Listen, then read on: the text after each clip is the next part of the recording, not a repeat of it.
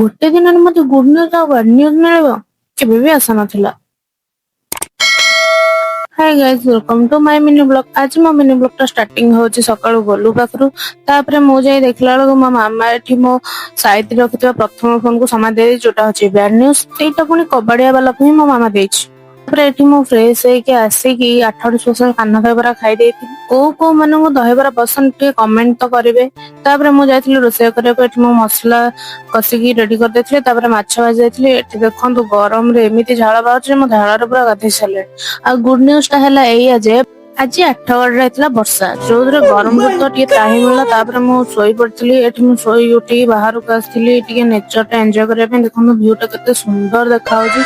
ତାପରେ ଆମେ ଯାଇଥିଲୁ ଆମ୍ବ ତୋଳିବାକୁ, ଯୋଉଥିରେ କି ବହୁତ ସାରା ଆମ୍ବ ହେଇଥିଲା। ଏଠି ମୁଁ ଆମ୍ବ ତୋଳିଥିଲି। ତାପରେ ମୋ କାମ ସାରି ରେଡି ହେଇକି ମୋ ସାଙ୍ଗର ମୋର ବାହାରି ଯାଇଥିଲୁ ମାର୍କେଟ ରେ ଯାଇକି ପହଞ୍ଚିଲା ପରେ ସେଠି କିଛି ଇଲେକ୍ଟ୍ରିକାଲ ଜିନିଷ ଆଣିବାର ଥିଲା। ତ ଆଣି ସାରିକି ଘରକୁ ଆସିଲା ବେଳେ ମୁଁ ଆଣିଥିଲି ମୋ ପାଇଁ ଲଲିପପ କିଛିଟା।